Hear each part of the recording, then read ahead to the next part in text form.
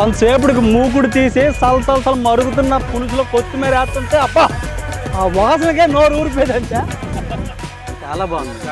పక్కన బాగోపోతే ఏం అనుకోమాకండి. ఫస్ట్ టైం మాలాగా మారడానికి ఆ మనిషి ఎంత కష్టపడుతుండో దానికి 100 ఫలితం రావాలని రోజు ఆ దుర్గా భవాని తల్లిని మొక్కుతాను.